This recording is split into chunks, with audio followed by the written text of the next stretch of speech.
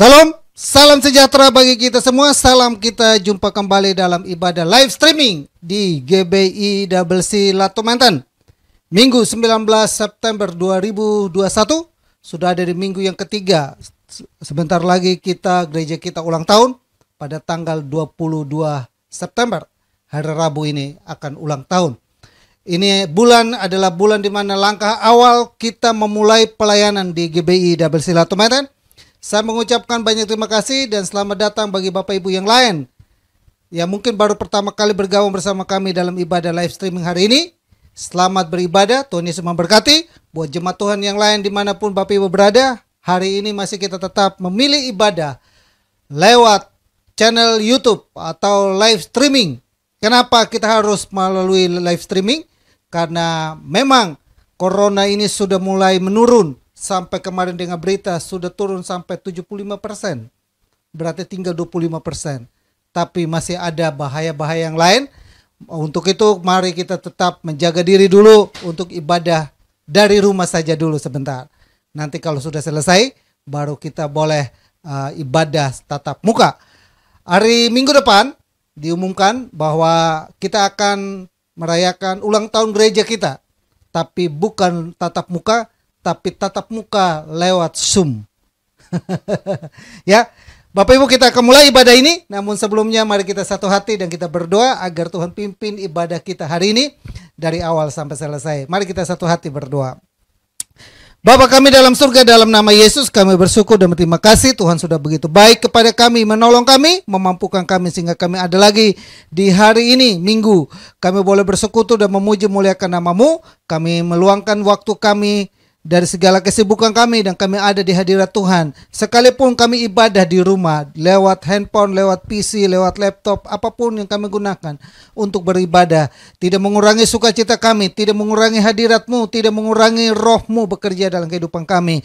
Di mana kami percaya 2-3 orang berkumpul dalam nama-Mu, mengangkat hati mereka, berdoa, memuji, menyembah.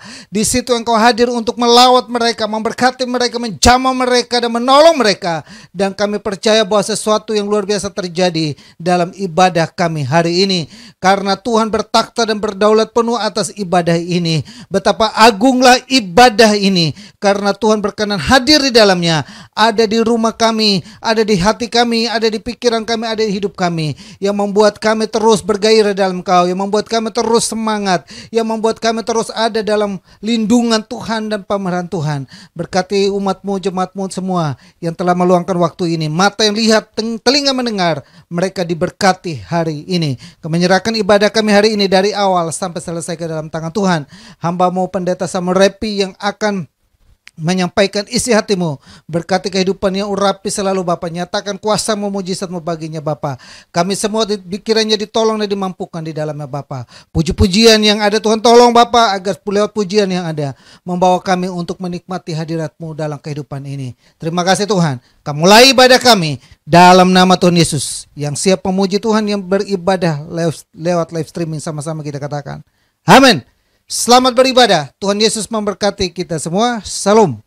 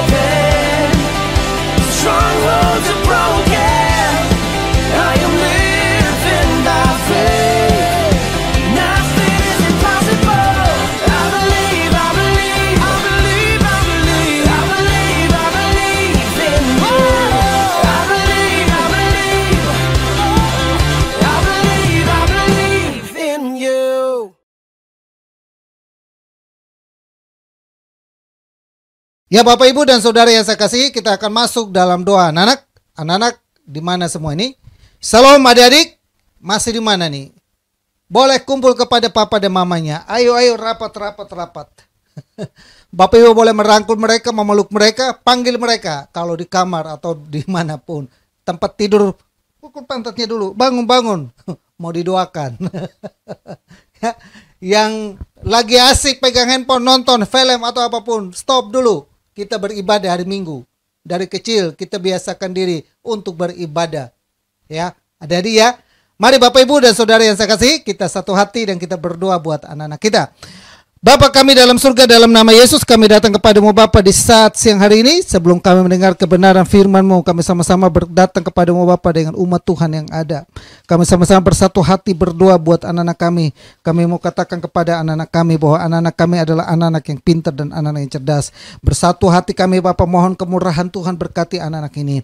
Turunkan berkat-Mu, turunkan anugerah-Mu, turunkan kuasa-Mu melimpah dalam kehidupan anak-anak kami.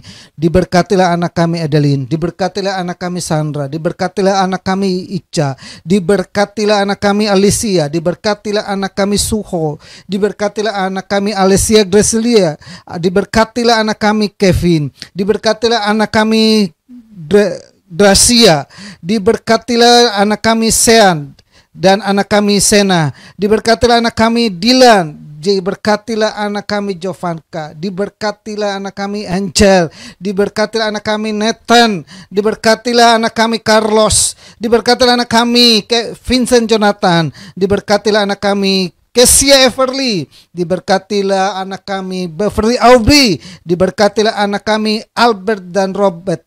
Tuhan berkati Bapa dalam nama Yesus. Diberkatilah anak kami Ansipora, diberkatilah anak kami Renner, dan diberkatilah anak kami Richard. Kami juga berdoa buat anakmu Lauren yang sudah lahirkan anaknya, kami juga serahkan ke dalam tangan Tuhan. Diberkatilah anak-anak ini Bapa dalam nama Yesus. Turunkan berkat Tuhan melimpah dalam hidup anak-anak ini. Kami berkata kepada mereka bahwa anak yang sehat, anak yang pintar, anak yang cerdas, anak yang memuliakan nama Tuhan, roh takut akan Tuhan ada di hidup mereka, mengalir, melimpah, menolong, memulihkan.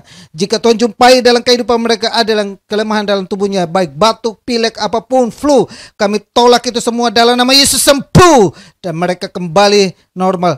Dan segala bakteri, virus corona yang sedang menakutkan, kami halaukan itu dalam kehidupan anak ini dalam nama Yesus. Mereka sudah sekolah tatap muka juga Tuhan tolong agar sekolah mereka diberkati, dilindungi, ditolong agar mereka selalu terhindar dari wabah virus ini. Kami percaya anak kami disertai, dilindungi Tuhan dalam nama Yesus. Berkati orang tua yang mendidik, membina dan membesarkan mereka, berkati kehidupan mereka, rumah tangga mereka, kesehatan mereka, berkati bisnis, usaha dan pekerjaan mereka. Diberkatilah orang tua yang ada dalam nama Yesus. Berikan roh takut kepada Tuhan dalam mendidik, membina dan membesarkan anak-anak ini. Kami juga berdoa buat anakmu Eric, anakmu Ray, anakmu Christine yang sedang kuliah. Tuhan tolong mereka, biar kuliah mereka dapat berjalan dengan baik. Penyertaan Tuhan sempurna ada kehidupan kuliah mereka. Kami yakin dan percaya mereka akan berhasil dalam kehidupannya. Selesaikan studi mereka dengan baik untuk hormat kemuliaan namamu. Terima kasih banyak Bapak yang baik. Berkatilah anak-anak kami dan orang tua yang ada. Kami serahkan semua ini ke dalam tanganmu dalam nama Yesus. Haleluya. Amin. Amin adik-adik. Kembali pegang handphonenya, tapi pegang handphonenya untuk nonton ibadah live streaming yang sudah disiapkan oleh Kakak Renita jam 11.15. Ingat jam 11.15 ya. Tuhan Yesus memberkati adik-adik semua. Salam.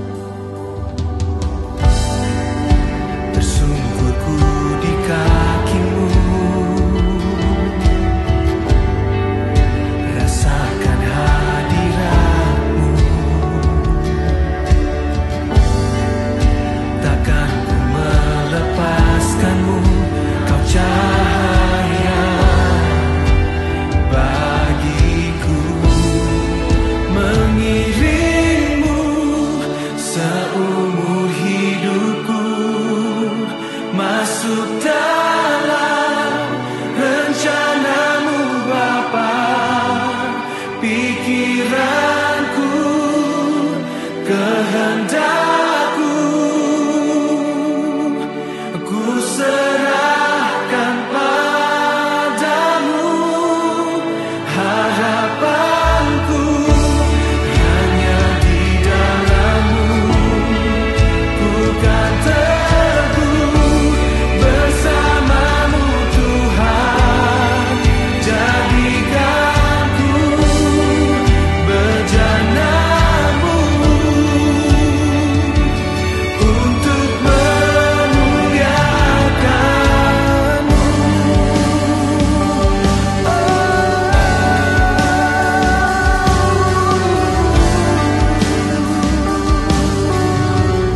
Tersungkur di kaki-Mu,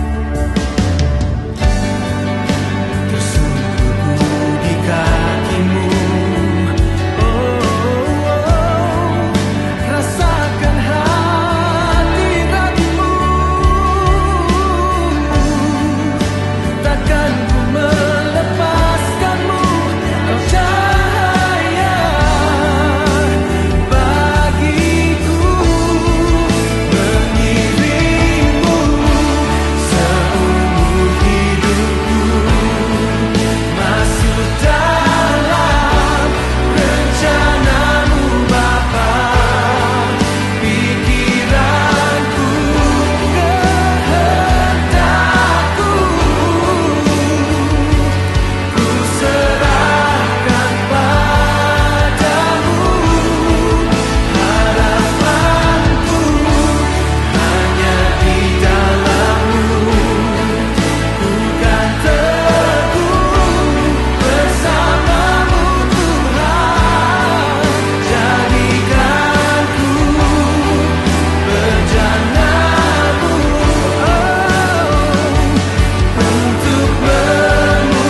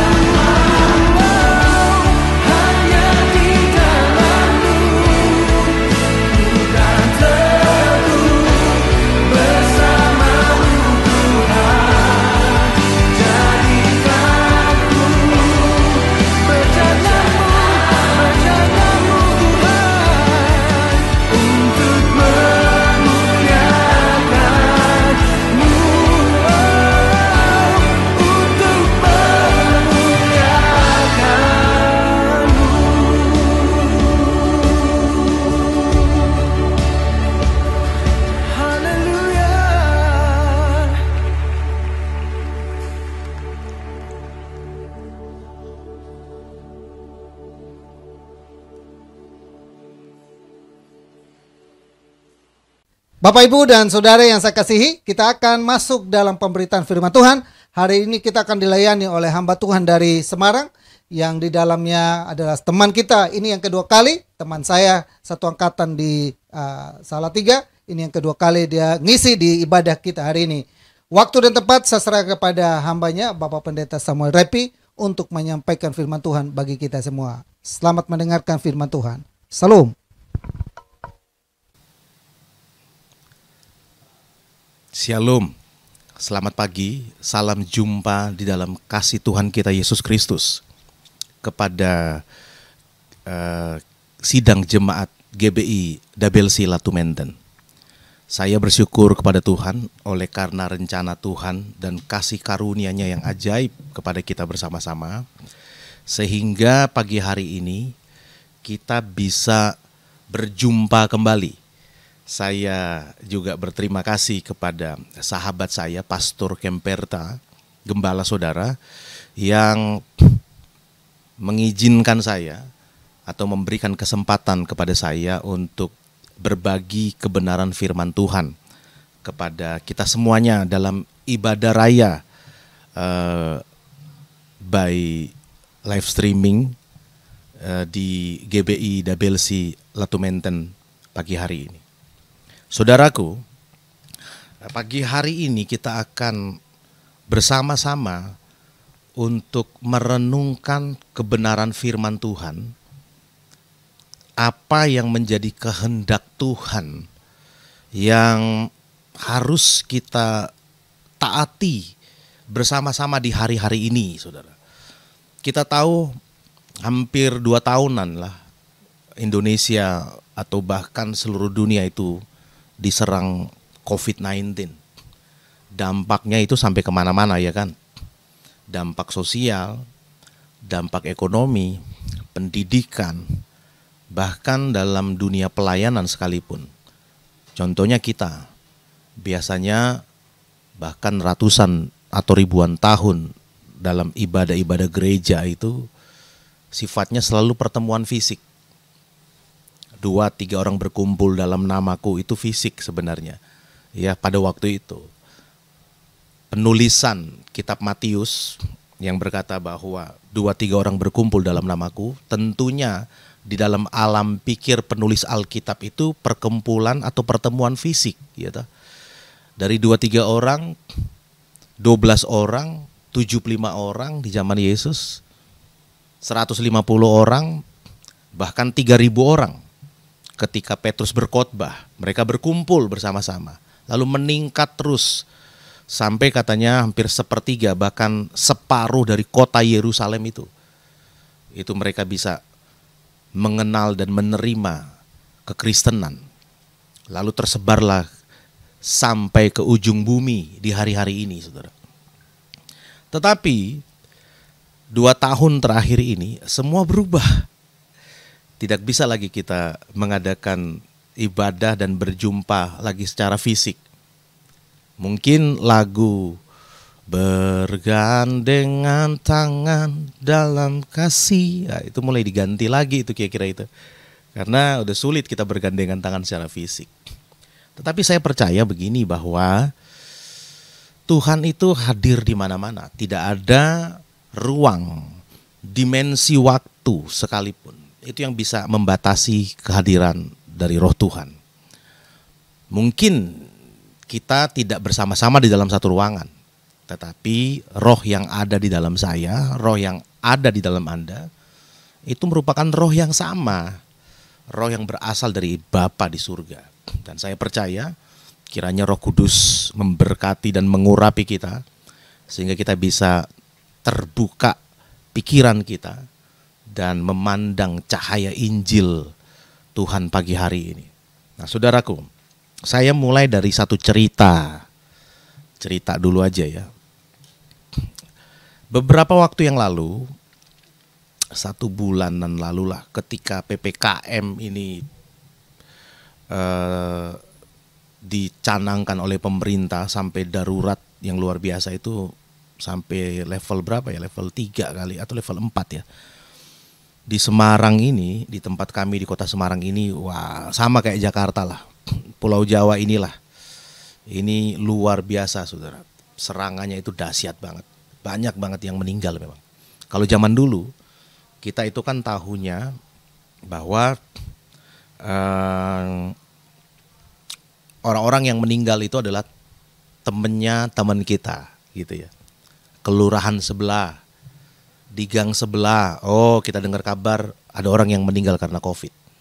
Tetapi kemarin-kemarin itu saudara, itu dia masuk ke circle kita. Bener nggak saudara? Ya. Banyak orang ketemu saya, mereka bilang juga, iya Pak, bener, itu masuk sampai ke lingkaran kita. Kalau dulu temennya kita, gitu kira-kira. Sekarang teman kita. Bahkan ada yang satu rumah dengan dia. Saya pernah melayani saudara, itu hari Senin ibunya meninggal, hari Rabu dianya meninggal. Beda 2 hari. Bahkan ada yang cuma beda jam. Nah, Di Kota Semarang ada rumah sakit pemerintah itu Karyadi ya, rumah sakit besar di Kota Semarang ini. Ada satu pegawai atau staf di rumah sakit itu, salah satu tenaga kesehatan di sana merupakan orang yang kami mentori ya, kami layani. Sering dia ke rumah singgah, ke tempat kami, ke pastori lah di generasi emas di Kota Semarang, tempat di mana kami melayani. Nah, satu ketika di waktu-waktu itu dia cerita begini, Pak Samuel, dia itu di rumah sakit ditempatkan di bagian dalam sebenarnya, di dalam ya. Tapi hari-hari itu maksud saya, dia ditempatkan di bagian luar untuk menerima pasien-pasien COVID yang sampai berjejer-jejer di depan rumah sakit itu, saudara. Mereka hanya bangun-bangun tenda. Lalu dia bilang begini, Pak, di PPKM itu, waktu itu dia 1 minggu sesudah gawat-gawatnya itu, dia bilang 1 jam, tiap 1 jam, itu 1 atau 2, bahkan ada 3 kali meninggal, Pak. Tiap 1 jam. Saudara bayangin, sampai segitunya loh, saudara. Lalu saya juga bincang-bincang dengan ada yayasan kematian ya di Semarang ini. Kami kerjasama dengan yayasan kematian. Jadi kalau ada orang yang meninggal lalu tidak dilayani oleh gereja, mungkin karena dia nggak tahu gerejanya di mana ya. Jadi bingung, gereja juga mau melayani kan bingung gitu. Saudara jangan terlalu sering-sering pindah lah ya toh. Jangan terlalu banyak jalan gitu. Nanti bingung, gembalanya bingung, ini jemaatnya siapa gitu. Nah, itu yang terjadi. Jadi kalau udah kasus kayak gitu, yayasan kematian ini itu kerjasama dengan kami untuk minta kami yang layani, karena nggak tahu gerejanya di mana, gitu. Nah, lalu kami ketemu dengan ada beberapa pegawai dari yayasan kematian itu, kita ngobrol-ngobrol. Dalam satu ketika saya melayani ada satu orang tua dari jemaat ya, lalu ngobrol-ngobrol, bla bla bla segala macam. Lalu dia cerita juga, Pak, kami ini satu hari yayasan kematian kami itu minimal 25 orang, Pak. Kami melayani 25 orang yang meninggal, itu maksudnya gitu ya. Ada 10 atau 15 yayasan kematian di Semarang. Itu semua yayasan kematian itu kekurangan orang. Karena tiap hari 25 30 yang itu yang lewat yayasan kematian, belum ada yang dikubur. Yang dari pihak keluarganya menguburkan secara langsung. Nah, itu yang terjadi kalau ada rekan-rekan dari sepupu kita, teman-teman muslim itu kalau meninggal mereka kubur sendiri. Nah, kalau pakai yayasan kematian itu, nah itu seperti itu. Wow ya. Ini nyawa ini gampang banget ya kan. Nyawa ini gampang banget, saudara. Tiba-tiba hilang aja gitu ya. Di daerah yang kami dampingi di Kota Semarang ini, dampingi maksudnya area yang kami layani adalah ada satu area itu di Johar Baru. Ada 100 sampai 120 orang yang kami layani tiap Kamis, saudara. Tapi di masa PPKM itu memang berhenti, tapi sekarang sudah mulai lagi. Kami layani mereka tiap Kamis, kita buat ibadah, kita kasih makanan, karena mereka rata-rata pengamen, pemulung, pengemis ya, atau buruh pasar gitu.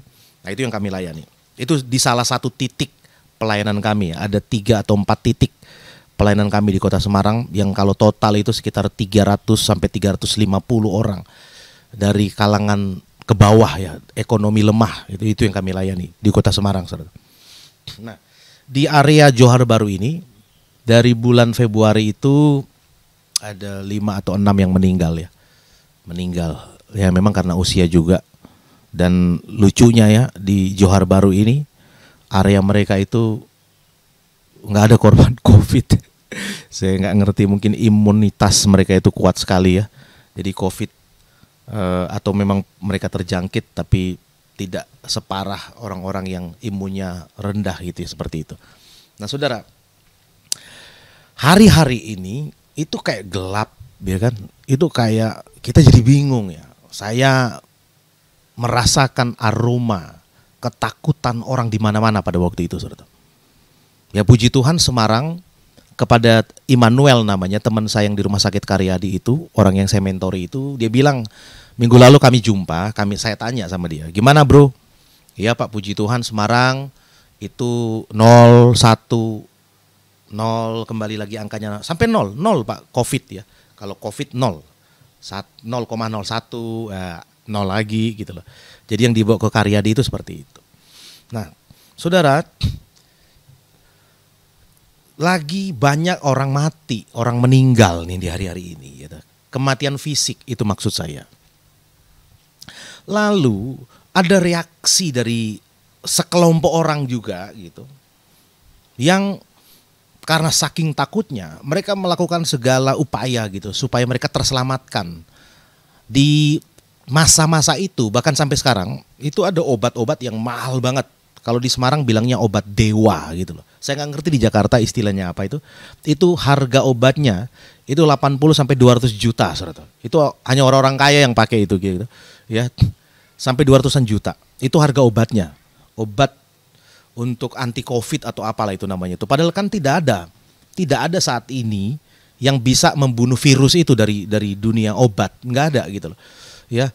Antivirus aja atau vaksin aja itu sebenarnya itu kan bukan obat, itu untuk supaya antibodi kita kuat kan seperti itu. Itu nggak ada obat sampai hari ini untuk membunuh virus itu dari HIV, virus banyak itu saudara, nggak ada gitu. Tapi ada obat mahal itu dan orang beli gitu. Tapi ada beberapa orang juga udah minum obat itu jantungnya nggak kuat, meninggal pula gitu loh. Bukan karena COVID, tapi karena jantungnya nggak kuat. Nah, orang-orang banyak coba menyelamatkan hidupnya. Nah, ini poinnya, saudara. Saya mulai masuk ini. Orang mulai mencari sesuatu untuk keselamatan dirinya secara fisikal. Nggak mau mati, takut mati, saudara. Jadi, seberapa harta yang dia punya, itu dia coba untuk menukar itu dengan kepanjangan usia fisiknya. Ya itu ya. Nah, dari sini saya ingin membaca dulu satu ayat yang menjadi dasar kebenaran firman Tuhan kepada kita pagi hari ini, saudara. Dalam Markus pasal 8 ayat yang ke-36. Markus pasal 8 ayat yang ke-36, saudara bisa, saya tidak mengerti apakah ada admin di dalam gereja Anda yang mengatur tayangan slide atau apa gitu. Tapi kalau perlu memang saudara juga harus punya Alkitab juga untuk bisa membaca bersama-sama dengan saya. Markus 8 ayat 36, saya bacakan. Begini firman Tuhan. Apa gunanya seorang memperoleh seluruh dunia tetapi ia kehilangan nyawanya? Oke ya. Apa gunanya seseorang memperoleh seluruh dunia tetapi kehilangan nyawanya? Nah, Alkitab dengan jelas banget dia berkata bahwa kehilangan nyawa itu harganya melebihi seluruh dunia ini. Melebihi itu. Betapa mahalnya nyawa, memang betapa mahalnya nyawa di sini, ya tak? Tadi saya ceritakan untuk mempertahankan nyawanya, orang rela kehilangan hartanya. Ya. Sekali lagi, mempertahankan nyawa, beberapa orang itu rela kehilangan harta demi nyawanya masih ada. Ya, seperti itu. Betapa mereka menghargai nilai dari nyawanya sehingga mereka nggak mau mati dulu gitu. Ditanya juga, kenapa lu mau panjang-panjang di dunia? Kan dunia ini juga banyak penderitaan gitu, kira-kira banyak ada juga air mata. Enggak, kalau bisa saya pengen hidup 1000 tahun lagi ya. Dari puisinya Chairil Anwar itu, pengen hidup 1000 tahun lagi, saudara. Ya silakan, nggak apa-apa. Tapi yang saya mau bilang di sini ini begini. Kitab Markus ya itu mencatat ayat ini dalam satu penalaran biblical atau penalaran spiritual yang sebenarnya bukan nyawa atau keselamatan fisik ini, bukan di situ sebenarnya. Saudara tahu kehidupan kita itu kan dua nih, ya, dibagi dalam dua bagian besar, yaitu fisik dan batinnya. manusia roh dan manusia fisik. Oke, saudara. Manusia roh dan manusia fisik. Manusia fisik kita itu terbatas. Usianya itu terbatas kata Alkitab. 70 tahun. Mazmur berkata demikian. Lebih dari 70 tahun itu penderitaan dan kasih karunia. Jadi hari ini kalau ada saudara yang mendengar firman ini, usia Anda sudah di atas 70 tahun, itu kasih karunia, saudara. Dan sisanya penderitaan, ya. Udah encok lah, udah harus makan obat lah, ya, nggak boleh jalan jauh lah. Bagi yang ibu-ibu biasanya kenanya di tulang, udah keropos tulangnya lah gitu loh. Nggak boleh jatuh sedikit patah gitu ya. Jadi udah ringkih gitu ya. Seperti itu gitu. 80 tahun ya sudah lebih mulai lagi. 90 tahun ya lebih parah lagi gitu. Orang kalau udah 90 tahun kayak oma tua saya itu sampai 104 usianya. Oma tua itu artinya mama dari oma. Oma itu kan mamanya mama. Gitu. Mama saya punya mama itu oma. Mama dari oma saya itu oma tua kalau orang Manado bilang. Oma tua. Sampai 104 usianya. Ketika di usia 90-an, 95, dia masih bisa itu lihat apa tuh di kampung itu milihin beras itu saudara. Masih bisa, matanya masih bisa lihat. Ngomong masih jelas, 95 tahun. Tapi ketika ditanya sama anak-anak cucu cicitnya dan buyutnya ini, sudahlah, sudah capek oma kata gitu. Cepat dipanggil pulang, tapi nggak dipanggil gitu. Nggak dipanggil. Itu yang terjadi saudara. Lewat dari situ, tapi tidak bisa sampai berapa tahun. Kitab Kejadian berkata 120 tahun saudara. Tapi Abraham itu 187 sekian itu Abraham. Banyak orang melewati usia itu. Nah, maksud saya begini, bahwa fisik itu terbatas. Dia mati, dia kehilangan, fisik dia mati. Tetapi yang manusia spiritual ini, itu yang saya bilang. Ini yang jarang dipikirkan oleh orang-orang. Ada kematian fisik, ada kematian spiritual.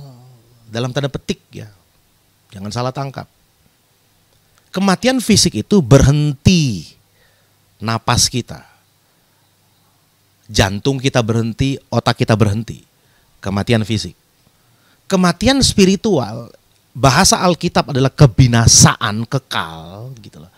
Itu neraka gitu loh. Itu seperti itu pengertiannya. Nah, yang Markus katakan itu bukan kematian fisik sebenarnya. Tapi lebih ke arah nyawa, hal spiritual. Orang dia punya dunia material, dia punya semuanya. Tetapi kehilangan nyawa, keselamatannya itu. Apa gunanya? Itu maksudnya sebenarnya, saudara. Kalau Anda baca tuh poin demi poin dalam konteks dari kitab Markus pasal yang ke-8. Seperti itu. Berarti ada dua hal di sini. Keselamatan fisik dan keselamatan nyawa, jiwa, saudara. Ada dua hal. Yang kita akan sorot adalah keselamatan jiwamu. Itu jauh lebih berharga daripada keselamatan fisikmu. Itu yang akan kita sorot pagi hari ini. Tetapi orang-orang, saudara, dia lebih mementingkan akan keselamatan fisik. Takut dia hilang hilang hidupnya di dunia ini. Dia mempertahankan sedemikian sampai segala cara dia lakukan. Tapi dia nggak peduli dengan keselamatan jiwanya. Yang sebenarnya jauh lebih mahal daripada semua harta di dunia. Orang demi keselamatan fisiknya, dia beli obat 200 juta. Saudara. Ada lagi nih yang lebih, saya mau bilang lucu, saya takut ya. Saya takut juga karena ini nggak lucu gitu loh. Ini serius. Elon Musk itu pendiri Tesla. Saudara tahu ya. Ini orang hebat ini di dunia ini. Dia melek banget dengan teknologi. Orang-orang berlomba-lomba membuat mobil dari memakai sumber daya minyak bumi, gas gitu. Dia membuat mobil dengan listrik. Wah, ini keren. Itu Tesla, itu mobil-mobil Tesla kan banyak. Dia punya beberapa perusahaan sebenarnya. Tapi yang orang paling kenal itu Tesla. Tapi dia juga sebenarnya melakukan penelitian ke luar negeri. Nah, ini program barunya, saudara. Dia punya program yang lagi direncanakan, tapi banyak orang sudah memesan itu, gitu. Adalah memindahkan manusia ke Mars, di planet Mars, saudara. Kenapa? Salah satunya adalah dunia makin banyak, udah 7 miliar lebih nih sekarang ini. Kalau populasi dunia makin banyak, saudara bisa bayangkan itu kayak satu rumah tipe sederhana, isinya 20 orang, saudara. Ngapain mereka tinggal 20 orang di rumah yang tipe sangat-sangat sederhana itu? Bisa terjadi nggak di bumi? Bisa. Bisa kalau populasi manusia bertambah terus-menerus, mana beranak. Kalau orang Jawa bilang mana ya, mana gitu. Beranak terus-menerus, itu 10 tahun lagi, 20 tahun lagi udah nggak tahu kita mau tinggal di mana. Hutan-hutan ditebangin kali semua tuh. Itu tinggal di goa-goa, di semuanya jadi tempat tinggal. Nah, Elon Musk itu punya rencana kalau bisa di Mars itu ada planet-planet yang harus dieksploitasi, eksplorasi lah. Mars salah satunya, gitu. Nah, saudara tahu? Tapi dia hitung-hitung itu biaya perjalanan ke Mars aja per orang kira-kira itu atau per rombongan lah, saya nggak lupa ini. 130 triliun perjalanan menyelamatkan fisik manusia sampai ke Mars. 130 triliun, saudara. Itu mahalnya kayak gitu. Kalau dia bangun satu tempat di sana, kota kecil lah gitu, distrik semacam seperti itu butuh 1.300 triliun biayanya. Ini kalau di Indonesia, saya pastikan nggak ada yang berangkat orang Indonesia. Kenapa, saudara? Karena orang terkaya Indonesia saja, Budi Hartono, kakak adik dia tuh ya, itu 200 triliun, saudara, sekarang. 200 lebih lah uangnya. Itu kalau bagi dua, satu orang dapat 1 triliun, 100 triliun. Budi Hartono 100 triliun, adiknya atau kakaknya itu 100 triliun. Itu orang terkaya Indonesia, saudara. Duitnya aja cuma 100 T. Nggak bisa berangkat dia pergi ke Mars. Apalagi kita gitu ya. Uang kita berapa nih di bank ini?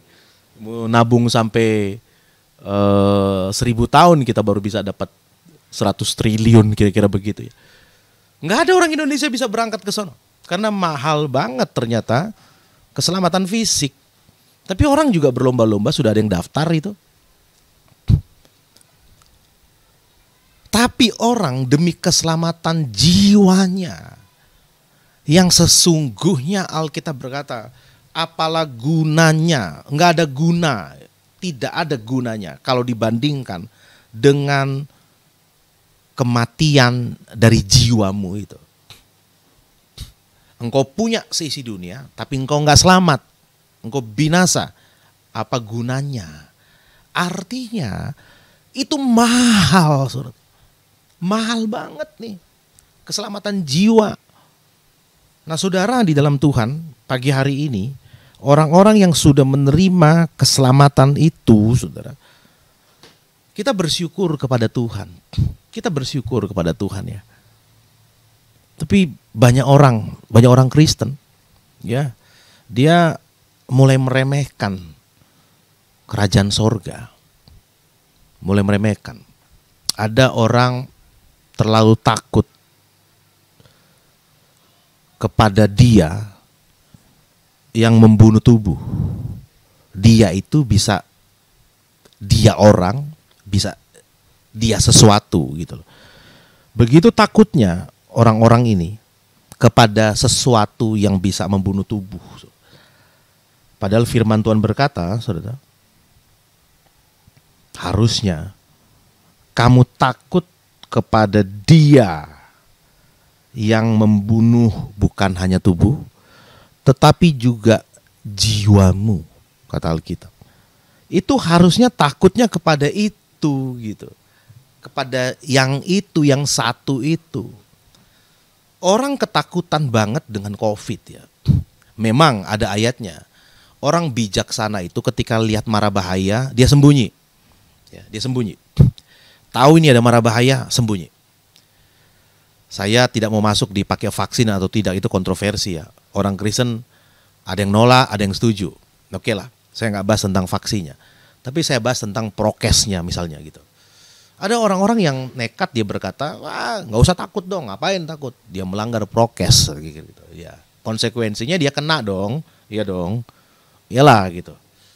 Kalau dia tidak melanggar prokes, kemungkinan kecil dia terjangkit, ya kan? Tapi orang bijaksana, dia tahu ada satu mara bahaya, dia harus sembunyi. Itu bijaksana tuh namanya tuh. Pakai prokes itu bagi saya itu bijaksana. Pakai masker bagi saya itu bijaksana, kecuali kasus-kasus tertentu ya. Anda di rumah kayak kita kan virtual ini, ngapain saya pakai masker saudara? Ya. Orang di ruangan ini cuma saya sendiri kok kira-kira gitu. Ya. Seperti itu. Nah, tetapi ketakutan yang berlebihan ini, dia akan kehilangan nyawa kehilangan keselamatan fisiknya. Sebenarnya sih agak sedikit rancu juga ya. Orang mati dibilang kehilangan nyawa gitu ya. Tetapi kita harus bagi dulu nih. Kehilangan nyawa dalam pengertian apa? Mati secara fisik. Satu ya. Kehilangan nyawa, kehilangan jiwa dalam pengertian yang berikutnya. Yaitu mati jiwanya, rohnya, tidak selamat, tidak masuk surga. Itu maksud saya. Jadi dua ini, ya, ada dua ini. Selamat secara fisik, selamat secara rohani. Harusnya begitu umat Tuhan. Fisik Anda selamat, oke. Tetapi Alkitab berkata, hidup bagi Kristus, mati adalah keuntungan. Oke, no problem. Gitu. Kalau hidup kita bagi Kristus, mati adalah keuntungan kita. Ya, oke. Tapi yang parah, sudah mati secara fisik, mati juga secara spiritual gitu. Tidak ada keselamatan secara spiritual, itu yang parah. Orang Kristen, orang-orang percaya di dalam namanya dijamin oleh firman, dijamin oleh perkataan Tuhan sendiri. Bahwa ketika kita menerima Yesus sebagai Tuhan dan Juru Selamat, maka ada jaminan keselamatan di sana. Akulah jalan, akulah kebenaran, dan akulah kehidupan, kata Kristus. Barang siapa ingin sampai kepada Bapa, aku jalannya. Saudara menerima Kristus, saudara sementara berjalan menuju keselamatan kekal itu sebenarnya. Disitulah kita bersyukur kepada Tuhan. Nah, artinya walaupun mungkin fisik kita itu berhenti bernapas di dunia ini, tapi saudara itu tetap berjalan di dalam jalan kepada keselamatan kekal di sana. Oke ya. Itu kita tangkap ya. Nah, saya mau memperbandingkan pagi hari ini bahwa ada orang-orang di dunia ini dalam kesadaran fisikalnya, dia menganggap bahwa kehidupan fisiknya itu sangat-sangat berharga. Sehingga dia mau menukar dengan semua hartanya agar dia tetap hidup secara fisikal. Dia begitu menghargai keselamatan fisiknya. Lah Alkitab berkata, keselamatan rohani itu jauh lebih bernilai, saudara. Jauh lebih berharga. Apalah gunanya kamu menerima atau memperoleh seisi dunia? Saudara, ada satu penelitian nih yang saya bisa sampaikan kepada Anda pagi hari ini. Ada satu penelitian yang meneliti nih, uang di dunia itu ada berapa sih? Ya. Uang tabungan dalam bentuk uang gitu ya, tabungan dan macam-macam itu. Itu ketika diteliti di dunia itu ada 37 triliun dolar uang yang beredar di dunia dalam bentuk tabungan, dalam bentuk fisik. Kalau di total itu 37 triliun dolar. Itu berapa ya? Itu wah, sulit hitungnya kira-kira. 37 triliun aja udah tinggi dalam dolar. $1 sekarang kan mungkin 14 atau 15 ribu. Itu kali aja. Seperti itu. Plus ditambah dengan uang yang tidak dalam bentuk fisik. Kayak investasi, kayak aset gitu, kripto gitu, dan macam-macam seperti itu. Uang-uang yang dalam bentuk bukan fisik tadi itu 1,2 kuadriliun. kuadriliun itu 1 kuadriliun sama dengan 1000 triliun. Jadi dalam bentuk aset dan lain-lain semuanya itu 1,2 kuadriliun dolar. Nah ditambah aja itu 37 triliun sama 1,2 kuadriliun. Nah itulah semua aset, semua harta di dunia ini yang bisa dihitung oleh orang, yang dimiliki oleh manusia, itu maksud saya. Ya, dimiliki oleh manusia. 1,2 kuadriliun. Mungkin 1,3 atau 1,5 total semuanya dalam dolar ya. Ya, seperti itu yang ada di dunia. Orang hitung seperti itu. Tapi Alkitab berkata, kamu punya nih semua nih. Ya. Nggak usah kita bicara kuadriliun, kita bicara 1T saja, saudara. Nggak usah bicara itulah, nggak usah bicara satu kuadriliun, wah terlalu banyak, saudara. Ya, Anda punya 1T aja udah bisa jadi raja Anda ini di Indonesia, kira-kira gitu. Udah bisa jadi presiden mungkin Anda di Indonesia, kira-kira. Atau jadi gubernur lah minimal, saudara. Tetapi itu tidak ada gunanya, kata Alkitab. Nggak ada gunanya. Ada seorang kaya di Arab ya, dia salah satu pendiri dari bank syariah di dunia ini. Satu ketika dia punya duit 70 triliun, dia sumbangkan semuanya kepada orang miskin, saudara. 70,2 lebih tepatnya. Dia sumbangkan kepada orang miskin. Kita pernah ngobrol-ngobrol sama seorang teman, wow, dia sumbangkan kepada orang miskin 70T ya. Itu lu bayangin aja 70T kalau di deposito, saudara. Di deposito bank itu dengan 0,5 lah ya. Bunga bank 0,5% itu, saudara. Itu artinya saudara nggak usah kerja. Saudara nggak usah kerja. Tiap bulan itu Anda punya duit 350 miliar. Anda punya duit sekitar segitulah, 300 M satu bulan. Itu artinya kamu jajan satu hari itu 10 miliar, saudara. Jajan, uang jajanmu 10 M ya. Kalau ada seorang pria yang suka mobil, tiap hari gonta-ganti Lamborghini, saudara. Harga Lamborghini yang paling murah 4-5 M lah. Ya. Istri Anda mau pergi ke salon, Anda bilang capek yang ke salon, ngapain? Beli aja sekalian salonnya, kata gitu. Itu kalau punya duit 70T, saudara. Itu yang terjadi. Enak ya. Tetapi Anda punya itu, Anda punya Lamborghini gonta-ganti. Setiap hari Anda ganti warnanya, polkadot, baris merah-merah dan macam-macam itu. Silakan. Tapi kamu, jiwamu tidak ada, tidak selamat, nggak ada gunanya. Nah, saya mau masuk di bagian terakhir sekaligus tantangan dan kesimpulan kita, saudara. Saya ingin membacakan ini. Ada satu ayat yang luar biasa, saudara. Ada beberapa ayat yang mungkin ada di sini ini sebenarnya. Di dalam Matius pasal yang ke-18 ayat 18 sampai 20. Saya kayaknya berubah pikiran ya, saudara. Saya cerita saja. Dalam Matius pasal 18 itu diceritakan ada seorang hamba yang berhutang kepada tuannya. Ini ya. Hamba yang berhutang kepada tuannya itu 10.000 talenta. Oke. Nah, kita tahu bersama-sama cerita ini ya kan. Kita tahu bersama-sama cerita ini tentang hamba yang berhutang kepada tuannya 10.000 talenta. Lalu ada hamba B, hamba yang lain yang berhutang kepada hamba sebelumnya itu dengan 100 dinar. Oke, itu ceritanya begitu. Nah, yang saya mau cerita begini, bahwa yang 10.000 talenta dia nggak bisa bayar dong utangnya kepada sang tuan itu, sang raja itu.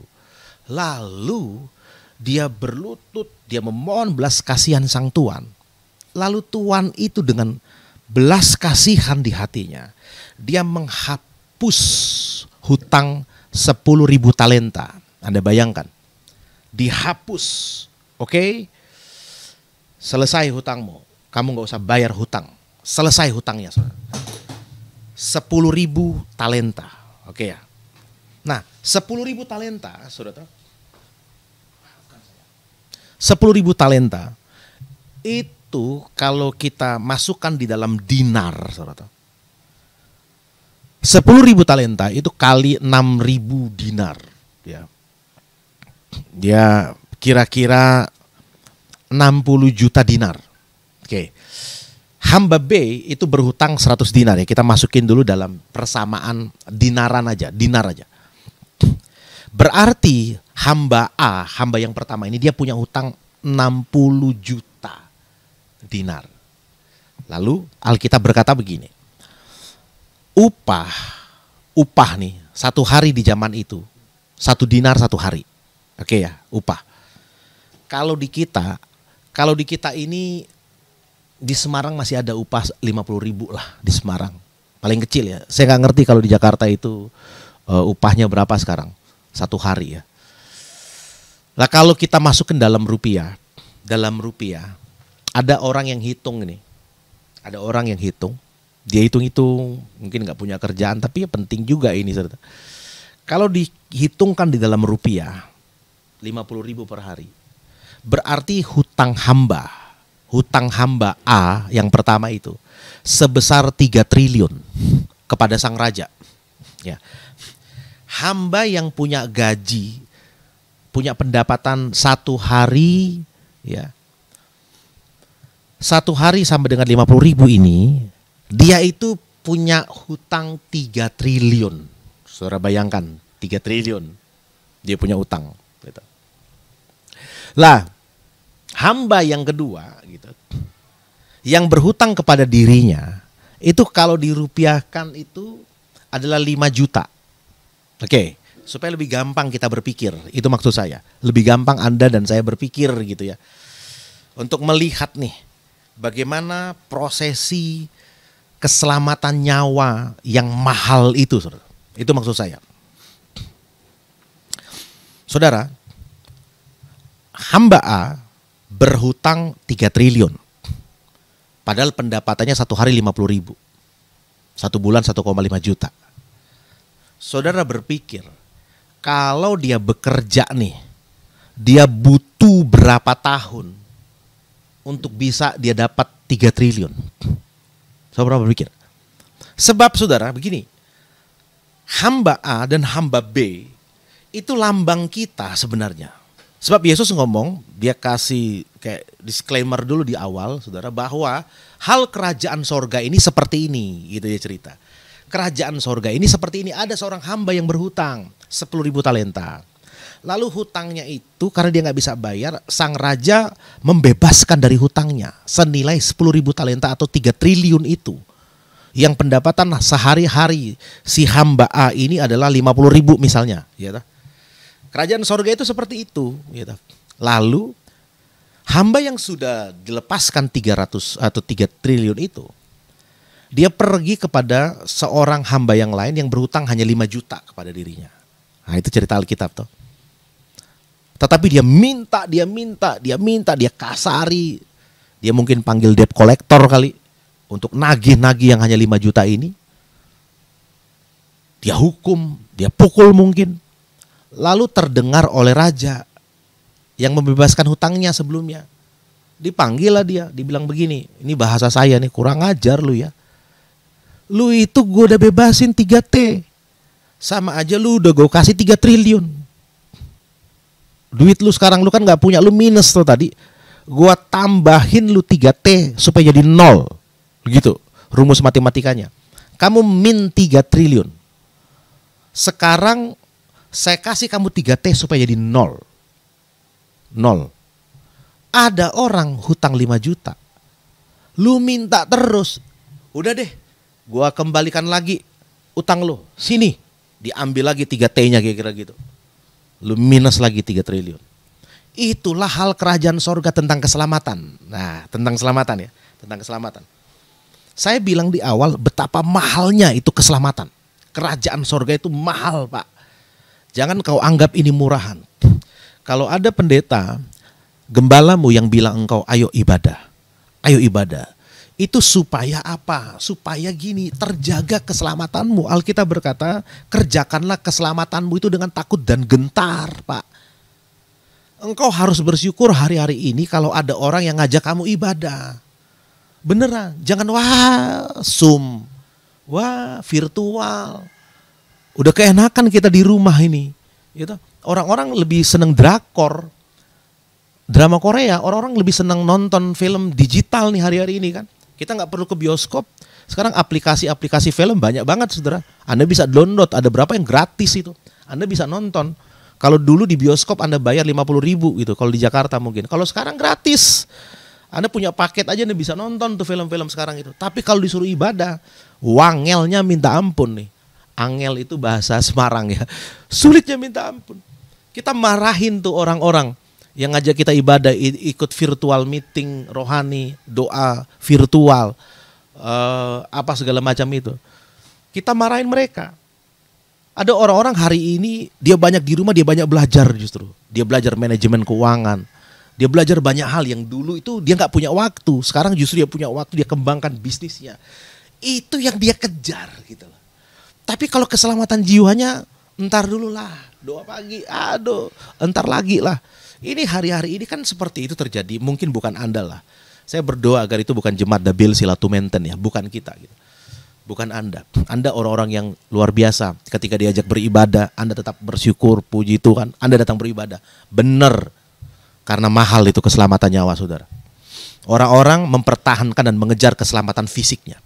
Tetapi Alkitab berkata, apalah gunanya lu punya semuanya di dalam fisik itu, tapi jiwamu binasa. Ini yang saya mau ngomong, betapa mahal keselamatan nyawa. Dalam kasus ini, perbandingannya dipakai, orang punya penghasilan 50.000 satu hari. Tetapi dia berhutang 3 triliun. Harga keselamatan dalam konteks cerita ini seperti itu. Konteks cerita ini ya. Saya nggak bilang keselamatan secara general. Oh berarti kerajaan sorga lu punya duit 3 triliun lu bisa masuk sorga. Bukan itu artinya Ferguso. Bukan itu artinya. Bukan. Tapi yang saya mau bilang dalam konteks ini. Dia punya pendapatan 50.000. Dia harus membayar sampai 3 triliun untuk dia bisa selamat. Mahal banget itu keselamatan itu. Dia butuh berapa hari kerja. Dalam saya catat nih, iseng-iseng saya catat.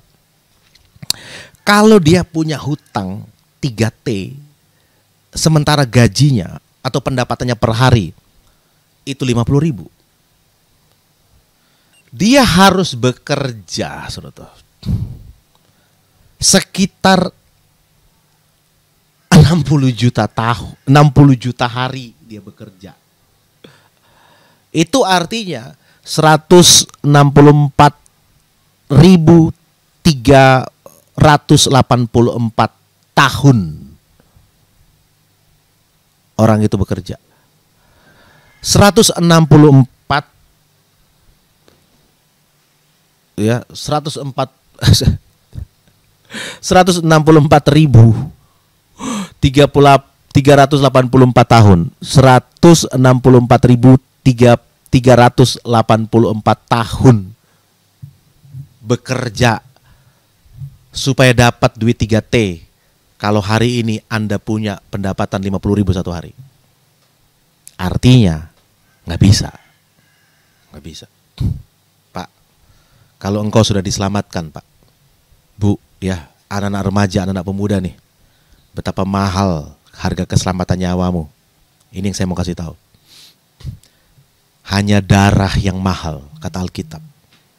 Penebusan oleh darah anak domba yang mahal itu, yang bisa membeli dan membayar hutang dosamu. Sebab Alkitab berkata dosa itu debt, hutang, sama kayak ini. Hanya darah anak domba Allah. Mahal keselamatan nyawamu. Nggak murahan itu.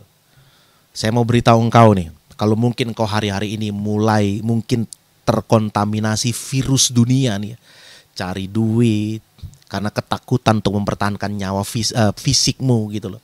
Lalu engkau melupakan sisi spiritualmu. Hati-hati, saya mau bilang. Hati-hati. Engkau punya semua mungkin. Engkau bisa kejar secara fisik, engkau dapat duit. Engkau bisa beli rumah mungkin hari-hari ini. Engkau punya tabungan mungkin hari-hari ini. Tapi jiwamu binasa. Nggak ada gunanya itu, Pak. Tapi mungkin engkau sederhana. Mungkin engkau dipecat dari pekerjaan. Mungkin engkau usahamu bangkrut, ditipu orang karena kasus di pandemi ini. Mungkin engkau sakit, engkau nggak bisa kerja di pandemi ini. Engkau nggak punya uang. Tapi engkau punya keselamatan, Pak.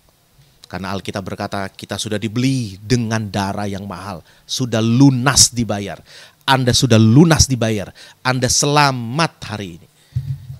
Mahal keselamatan itu. Nggak bisa kita mau kerja kayak gimana pun. Nggak bisa kita capai keselamatan yang model seperti ini.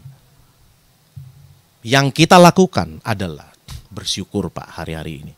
Anda harus bersyukur bahwa Anda masih diizinkan untuk bersama-sama dalam ibadah. Anda diizinkan untuk melakukan kebaikan. Anda diizinkan oleh Tuhan untuk nginjil. Anda diizinkan oleh Tuhan untuk men-sharing hal-hal yang rohani, untuk menguatkan spiritual orang-orang lain. Lalu apa yang terjadi kepada hamba ini? Ini yang terjadi sama dia. Waktu dia sudah diampuni dosanya, dia sudah menerima keselamatan itu. Ada orang yang bersalah kepada dirinya, yang tidak seberapa itu, dikejar, diminta terus sama dia. Saudara. Ini yang terjadi. Ketika raja itu mendengar bahwa hamba yang sudah dibebaskan hutangnya masih tetap meminta-minta hutang orang lain kepada dirinya, maka yang terjadi sama dia, dikembalikan lagi porsi hutang yang sebelumnya. Hilang keselamatannya, Pak. 3 triliun yang dia dapat diminta kembali. Saya mau masuk di sini yang bagian paling akhir ini. Ada satu pengajaran tuh yang berkata sekali selamat tetap selamat. Kalau Anda baca ayat ini, gugur pandangan sekali selamat tetap selamat, saudara. Bahwa ini orang ini sudah diselamatkan, sudah diganti 3 triliun 10.000 talenta, saudara. Tetapi karena dia tetap menagih hutang orang lain kepada dirinya, maka 10.000 talenta yang menjadi hutangnya dikembalikan kembali, saudara. Dia sudah selamat, sudah dibebaskan dari hutangnya. Karena tindakan sembrono dan serakahnya orang ini, hilanglah keselamatan dirinya. Nah, ini bagian pertama tadi adalah keselamatan yang mahal. Saudara terima gratis oleh penebusan Kristus, oleh belas kasihan, oleh kasih karunia. Kamu diselamatkan oleh iman. Itu bukan usahamu, itu pemberian Allah. Kalau saudara mau berusaha 164.000 tahun saudara bekerja, Anda nggak bisa dapat itu. Tapi itu diberikan cuma-cuma. Tetapi pemberian yang cuma-cuma ini, Anda juga harus salurkan dengan cuma-cuma kepada mereka yang membutuhkan. Itu maksud saya. Jadi apa yang harus kita lakukan? Yang pertama, terimalah kasih karunia dengan iman, saudara. Keselamatan yang mahal itu, yang tidak bisa diukur dengan harta satu dunia, tapi Anda terima gratis. Yang kedua, penerimaan saudara akan keselamatan yang gratis itu, Anda nggak bisa tahan untuk diri Anda, bagikan juga kepada orang lain, saudara. Itu keselamatan yang mahal. Kalau tidak, maka diminta kembali, saudara. Maka teori sekali selamat tetap selamat gugur di sini. Artinya, hati-hati. Jangan engkau pikir engkau sudah selamat. Jangan engkau pikir gue udah Kristen, lalu otomatis selamat, mati masuk surga. Belum tentu. Alkitab berkata, ada orang di akhir zaman yang berseru kepadaku, Tuhan, Tuhan. Bahkan aku sudah melakukan mujizat demi namamu. Aku mengusir setan demi namamu. Tuhan bilang apa? Pergilah engkau pembuat kejahatan. Aku tidak mengenal kamu. Menjadi bahan permenungan kita bersama-sama. Saya berdoa dari tempat ini kepada jemaat GBI Dabelsi Latumenten untuk engkau benar-benar tetap sungguh-sungguh di dalam Tuhan, mencari Tuhan hari-hari ini, saudara. Anda punya fisik, tapi Anda kehilangan keselamatan, sia-sia. Tapi Anda punya hal yang fisikal, Anda juga selamat. Itu keberuntungan, itulah blessing of the Lord bagi kita semuanya. Amin. Firman Tuhan, saya kembalikan kepada Pastor Kemperta. Tuhan memberkati kita. Haleluya, haleluya. Kita sudah mendengar firman Tuhan hari ini dan saya percaya bahwa Bapak Ibu semua yang ada di rumah diberkati lewat kebenaran firman Tuhan hari ini. Saya pribadi mengucapkan banyak terima kasih kepada Pendeta Samuel Repi atas pelayanan firman Tuhan yang hari ini dan seluruh jemaat Tuhan dan pengurus yang ada. Kami mengucapkan banyak terima kasih. Kiranya Tuhan selalu memberkati kehidupan Bapak dan keluarga. Salam buat istri, salam buat jemaat Tuhan yang ada di Semarang, salam buat anak binaan yang ada di sana. Satu saat kita boleh tatap muka lagi, nongki-nongki lagi kita di CP. Kapan lagi datang ke sini? Tenang, gak bakalan ditodong lagi. Apa sih pakai maksudnya nih? Itu rahasia kita ya. Nah, saudara yang saya kasihi, kita Tuhan memberkati pelayanan Bapak di sana dan Bapak Ibu yang lain. Pengumuman, hari Minggu depan kita akan ibadah live streaming ulang tahun gereja kita yang kedua. Ulang tahun yang kedua, kita sudah ada di ulang tahun yang kedua, tapi masih tetap live streaming. Ini adalah gereja korban corona, kena dampak daripada corona. Begitu buka mulai jalan dari September tanggal 22, Oktober, November, Desember, Januari, Februari, begitu Maret, lockdown. Udah di rumah sampai sekarang. Pernah tatap muka 2 kali kita di Hotel 88, sebulan sekali. Kembali lagi lockdown lagi. Mau maju lagi, tunggu dulu. Ya, kita ibadah ulang tahun melalui Zoom, tidak melalui live streaming.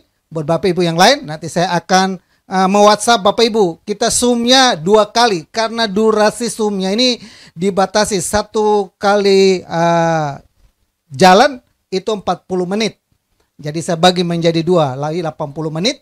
Nah, linknya saya akan kirimkan, paspornya pasti saya samain sehingga kita dengan mudah untuk masuk kepada Zoom. Kenapa harus Zoom? Karena Zoom ini sudah melegenda, sudah menjadi kebutuhan di setiap ibadah-ibadah anak-anak Tuhan. Sekarang Bapak Ibu yang lain belum punya Zoom, silakan download Zoom ya. Nanti di-download Zoom-nya. Lalu nanti saya kirim linknya, tinggal buka linknya. Lalu masukin pasportnya, masukin username-nya dan juga masukin passwordnya. Langsung masuk udah. Ya, nggak ribet ya. Jadi silakan Bapak Ibu yang lain beritahu kepada yang lain. Buat Bapak Ibu yang hadir, silakan masuk ke deskripsi dan temukan nomor WhatsApp saya di sana. Kita akan akhiri ibadah kita. Pengumuman tanggal 10 Oktober 2021 jam 10.00 di Hotel 88 saya ada pemberkatan nikah Michael dengan Mian. Biarlah pernikahan itu dapat berjalan dengan baik. Terus kita topang dalam doa sehingga semua dapat berjalan dengan baik. Bahkan hari Minggu itu juga tanggal 10 sorenya jam 3 saya ada pemberkatan juga Vincent dan juga Jessica di PIK. Biarlah doakan agar semua dapat berjalan dengan baik. Saya sudah memberikan kelas pranikah dan semua ikuti dan akan berjalan dengan baik. Bapak Ibu yang lain akan Johnny dan juga Mega akan masuk dalam peneguhan nikah. Dan buat Bapak Ibu yang lain mau peneguhan nikah silakan WhatsApp saya. Nah, itu saja pengumuman dari gereja. Mari kita satu hati dan kita akhiri ibadah kita. Bapa kami dalam surga, dalam nama Yesus kami bersyukur dan berterima kasih. Tuhan begitu baik kepada kami, menolong kami, memampukan kami. Dari awalnya ibadah kami hari ini dapat berjalan dengan baik. Tuhan sudah menolong kami dan menyertai kami sehingga ibadah ini kami di dalamnya boleh dilawat dan berkati. Hamba-Mu Pendeta Samuel Repi yang sudah menjadi saluran berkat bagi kami. Kami selalu berdoa bersama dengan seluruh jemaat Tuhan. Kami berkata kepada hamba-Mu dalam nama Yesus. Diberkatilah hamba-Mu Pendeta Samuel Repi dalam nama Yesus. Berkatilah pelayanannya, berkati keluarganya, berkati istrinya, kesehatannya. Berkati dia dalam urapan-Mu dan hikmat-Mu dan wahyu-Mu. terus Tuhan limpahkan dalam kehidupannya. Apa yang ditaburkannya tidak akan kembali dengan sia-sia. Tuhan akan melipatkan ganda berkat Tuhan dalam kehidupannya sampai berkelimpahan. Kami berkati hamba-Mu dalam nama Yesus. Jemaat Tuhan yang meluangkan waktu mereka untuk beribadah hari ini, mata yang melihat, telinga mendengar, mereka dijamah, ditolong, diberkati Bapa dalam nama Yesus. Harapan mereka, doa-doa mereka Tuhan, tolong Tuhan nyatakan kuasa Tuhan, mujizat Tuhan dalam kehidupan mereka dalam nama Yesus. Diberkati seluruh sidang jemaat-Mu di GBI WC Latumentan. Berkat-Mu melimpah juga dalam kehidupan orang tua yang ada. Oma Wesley Tarole Tuhan selalu kami serahkan ke dalam tangan Tuhan. Berkati Bapa kehidupannya dalam usia yang lanjut, tetap penyertaan Tuhan sempurna ada hidupannya. Berkati anaknya baik Leni dan juga Ane dan juga mantunya Pak Abui dan ketiga anak daripada Pak Abui. Berkati Bapak dalam nama Yesus. Berkati orang tua yang lain Bapak Tuhan tolong. Berkati juga Papa dan Mama daripada Jeffrey Tuhan tolong Tuhan berkati. Orang tua daripada Santi Tuhan tolong berkati. Orang tua daripada Christine dan juga Hendra Tuhan berkati dalam nama Yesus. Berkati Willy dan Loren. Loren baru lahiran Tuhan tolong dalam masa pemulihannya. Tuhan tolong Tuhan campur tangan dalam nama Yesus. Berkati juga Bapak selalu buat Agnes. Tuhan selalu berikan kekuatan dan penghiburan. Sekalipun kami percaya Hendrik sudah ada di pangkuan-Mu, tapi Tuhan selalu akan memberikan kekuatan, memberikan penghiburan baginya dalam nama Yesus. Berkati juga Bapak Ibu Helen Tuhan berkati Ibu Vivi dan Pak Hengki dan keluarganya. Berkati Bu Liana dan Sali dalam nama Yesus. Berkati juga Om Hani, Tante Selvi Nol berkati dalam nama Yesus. Desi, Melin, Juli diberkati Bapak dalam nama Yesus. In, Rudi, Ray dan Sandra Tuhan berkati Bapak dalam nama Yesus. Pak Tony Tuhan berkati Bapak dalam nama Yesus. Tante Selvinella dan Om Hani Tuhan berkati Bapak dalam nama Yesus. Pak Atek Tuhan berkati Bapak dalam nama Yesus. Ibu Suryati Tuhan berkati Bapak dalam nama Yesus. Pak Bambang dan Vivi Tuhan berkati Bapak dalam nama Yesus. Mian dan Michael Tuhan berkati Bapak. Masuk dalam pernikahan yang kudus Tuhan tolong Bapak. Semua apa yang disiapkan, apa yang direncanakan, apa yang dipikirkan, segala sesuatu Tuhan turut campur tangan. Bahkan mereka boleh membangun rumah tangga yang baru. Tuhan beracara penuh dalam rumah tangga ini dalam nama Yesus. Berkati anakmu Vincent dan juga Jessica yang masuk dalam pernikahan Tuhan tolong berkati Bapak dalam nama Yesus. Berkati Johnny dan Mega juga Tuhan tolong Bapak keluarga ini. Mereka juga akan masuk dalam peneguhan nikah Tuhan tolong juga Bapak dalam nama Yesus.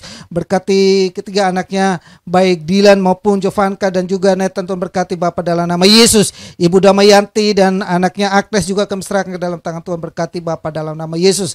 Menyertai selalu Bapak keluarga-keluarga ini, jemaat-jemaat-Mu ini, sehingga mereka selalu ada dalam lindungan Tuhan, dalam penyertaan Tuhan. Kasih Tuhan selalu menyertai dan melingkupi dan menolong mereka. Terus Tuhan kirimkan jiwa-jiwa baru, tambahkan bagi bilangan jumlah jiwa di gereja-Mu. Kami percaya bahwa gereja ini akan berdiri bukan karena kuat dan gagah kami. Kami berdiri karena Engkau memilih kami, memanggil kami menjadi satu wadah di dalam wadah-Mu ini. Kami berdoa dan menyerahkan gereja ini ke dalam tangan Tuhan dalam nama Yesus. Anak-Mu Wahyudi juga berdoa dan memberkatinya dalam nama Yesus. Berkati istri dan anaknya Tuhan berkati Bapa. Kami serahkan semua ini ke dalam tangan kemurahan-Mu. Ibu Aling dan suami Pak Swandi dan juga anaknya baik Ayumi maupun Angel dan Carlos diberkati Bapak dalam nama Yesus. Bu Sumi dan suami dan ketiga anaknya diberkati Bapak dalam nama Yesus. Kamu tetap berdoa dan menyerahkan semuanya ke dalam tangan Tuhan. Anakmu Dev yang ada dalam garis depan dalam penanganan COVID, Tuhan tolong Tuhan berkati Bapak dalam nama Yesus. Penyertaan Tuhan sempurna Bapak dalam kehidupannya. Terima kasih Bapak. Ibu Bong Kim Hyong juga kami serahkan ke dalam tangan Tuhan dalam nama Yesus. Yoel dan Indah juga Tuhan tolong. Bahkan ada anak-anakmu remaja yang akan masuk dalam baptisan air, Tuhan tolong agar kami akan melaksanakan pelaksanaan baptisan air Tuhan dapat campur tangan dengan baik. Terima kasih banyak Bapak yang baik. Kamu berdoa dan menyerahkan seluruh sidang jemaat-Mu dimanapun yang mungkin hamba-Mu tidak sebut satu persatu nama, tapi kami percaya Tuhan menyertai dan menolong memberkati mereka semuanya Bapak. Mata yang melihat saat ini yang mengharapkan pertolongan Tuhan, yang saat ini bergumul untuk masalah dalam rumah tangganya, kami berdoa Tuhan pulihkan itu dalam nama Yesus. Yang saat ini bergumul dalam masalah dalam bisnis dan usahanya, kami percaya campur tangan Tuhan untuk melihara mereka dalam nama Yesus. Pulihkan kembali Bapak usaha mereka, kembali buat usaha mereka ramai, kembali buat usaha mereka berhasil Bapak. Yang saat ini bergumul Bapak untuk sakit penyakit, kami berdoa saat ini oleh bilur-bilur-Mu sembuh mereka dalam nama Yesus. Kami serahkan seluruh umat Tuhan dan jemaat Tuhan, terus kami membawa mereka ke dalam tangan Tuhan. Bangsa dan negara kami Indonesia, kami serahkan ke dalam tangan Tuhan, berkati bangsa ini, bangsa pilihan-Mu juga Tuhan berkati Bapak. Kami serahkan rencana kami ulang tahun pada tanggal 26 September, gereja ini kami serahkan ke dalam tangan Tuhan. Biar Tuhan turut campur tangan yang kami lakukan melalui Zoom juga Tuhan tolong agar semua dapat berjalan dengan baik. Kalau demikian saudaraku yang saya kasihi dalam Tuhan Yesus, arahkanlah imanmu kepada Tuhan. Kembali kita melakukan segala aktivitas kita dengan membawa berkat damai sejahtera dari Allah Bapa, kasih sayang daripada Yesus Kristus, persekutuan dan penghiburan Roh Kudus tetap tinggal menyertai kita mulai saat ini sampai Maranatha Tuhan Yesus datang kali yang kedua. Kami terima seluruh berkat Tuhan dan kami akhiri ibadah live streaming kami hari ini, Minggu 19 September 2021, dalam nama Bapa, Putra dan Roh Kudus, dalam nama Tuhan Yesus yang sudah diberkati hari ini. Sama-sama kita katakan amin. Amin. Bapak Ibu, sampai jumpa lagi di ibadah live streaming tapi melalui Zoom di ibadah kita minggu depan. Tuhan Yesus memberkati kita semua. Salam.